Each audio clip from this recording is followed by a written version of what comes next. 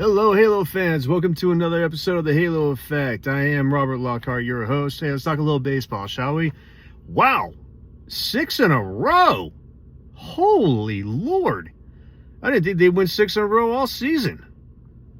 And then they're what, 9-8 throughout the month of May thus far? Hey, not too shabby. Not too shabby. Now, I mean, it's still just May. It's baseball. Weird things happen.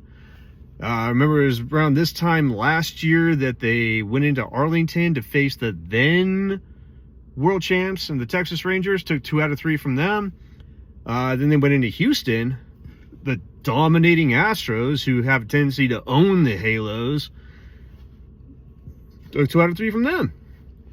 Things were looking up. Things were looking great. They had a decent second half of May, and then they just died around June 1st. Everything just went downhill. Don't know what happened.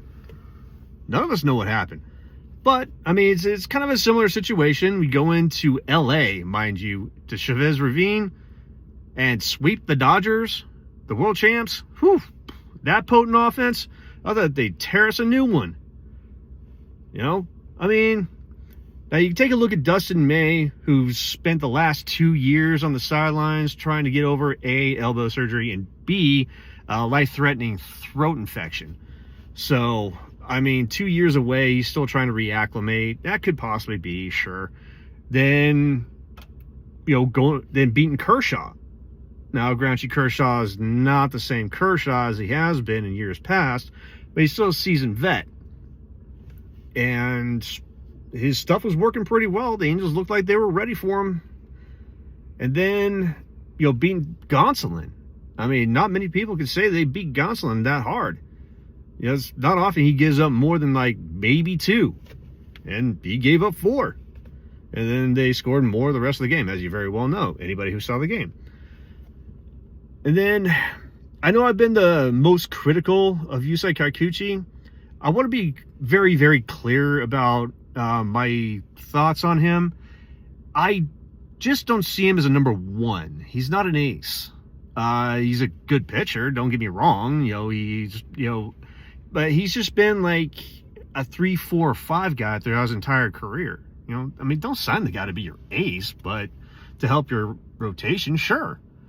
I mean, he held his own. He did very well against that potent offense. Let's see. Update on him. He's actually doing well. He's doing just fine. He'll probably make his next start. No issues there. Update on Trout. Trout is fielding. He's hitting. He's running. He's running at about 60-70% right now, but he's having no problems, no issues, no pain, nothing. They said the next step is him running the bases, and that's the last hurdle he's got to do. So as soon as that's done, he's back in the game. So let's take a look at how the Angels have actually been doing this far.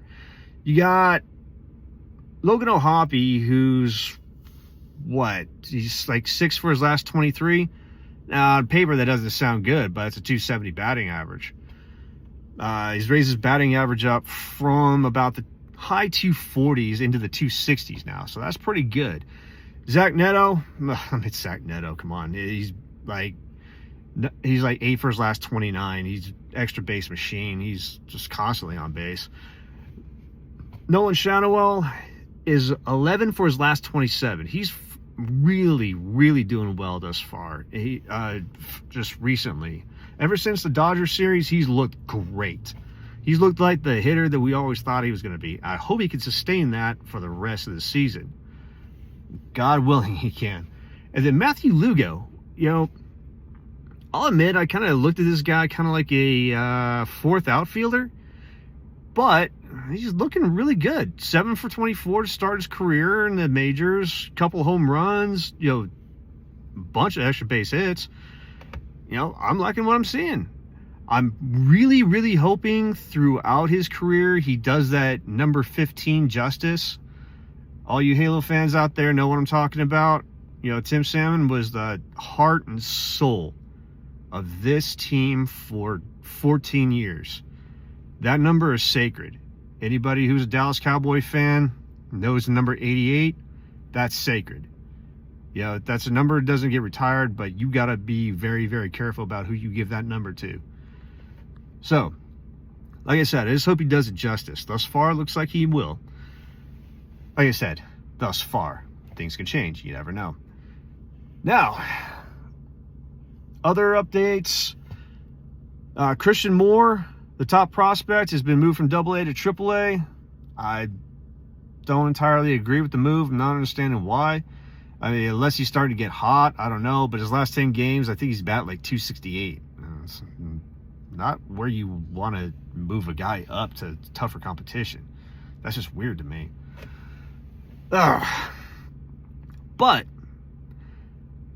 on one hand, the Halos are doing really well, guys. They're doing very, very well thus far in May.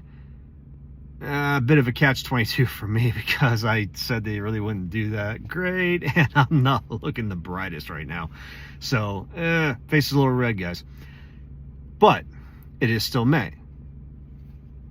We don't really know where things can go from here. They can hit a wall again. Don't know.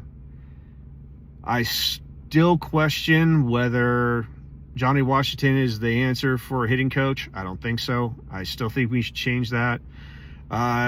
I still think we should look into better help for Barry Enright in the pitching coach area.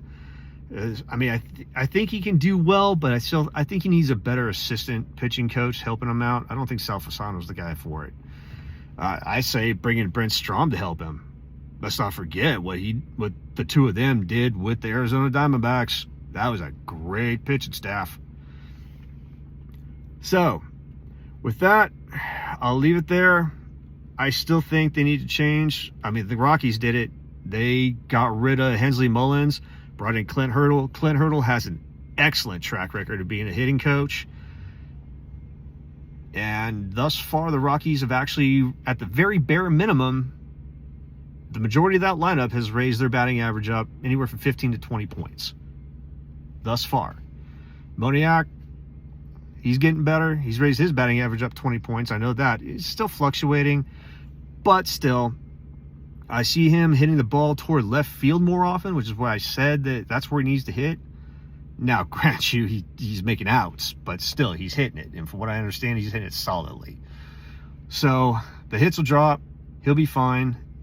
And this really will go a long way in kind of proving my point. Like I said, if you replace Johnny Washington as hitting coach with somebody like, I don't know, just guys that we have in-house right now, like Albert Pujols would be awesome. And just this generation's greatest hitter.